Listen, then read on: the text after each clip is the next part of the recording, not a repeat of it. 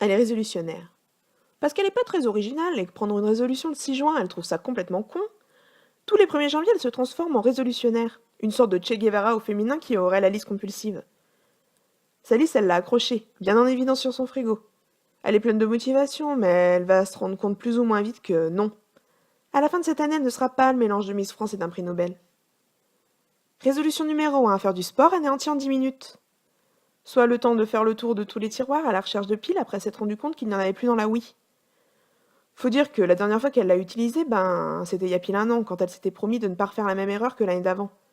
La fois où elle avait payé la séance de sport la plus chère de tous les temps, un abonnement annuel dans une salle de sport pour 1 heure. Résolution numéro 2. Manger plus sainement anéanti en 3 jours au détour d'une soirée au resto. Qui aurait envie d'un menu jus de tomate salade quand sur la carte le jurançon entre côtes frites a l'air vachement moins glauque? Finalement, elle se dit qu'elle fera plus attention demain. Mais la théorie du tanka, qui consiste à repousser la bonne résolution à la fin du week-end, semaine, mois, année suivante, l'emporte.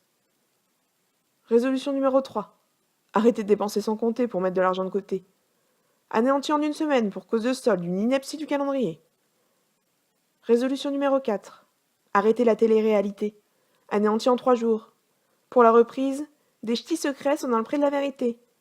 Parce que finalement, curieuse de tout, elle se dit qu'apprendre ce dérivé du français, maîtrisé par les gogo danseuses du Poitou et les apprentis DJ du Languedoc, ça pourrait peut-être lui être utile. D'ailleurs, elle apprend vite et elle maîtrise déjà quelques expressions telles que «Je sais pas c'est quoi il faut faire, Cindy a traité Brian et je te fais montrer».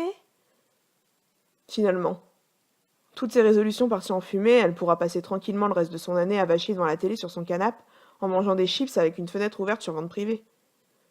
Et peut-être que l'année prochaine, elle sera cette fille qui dira fièrement «Non, ma seule résolution, c'est de pas en prendre». Connasse.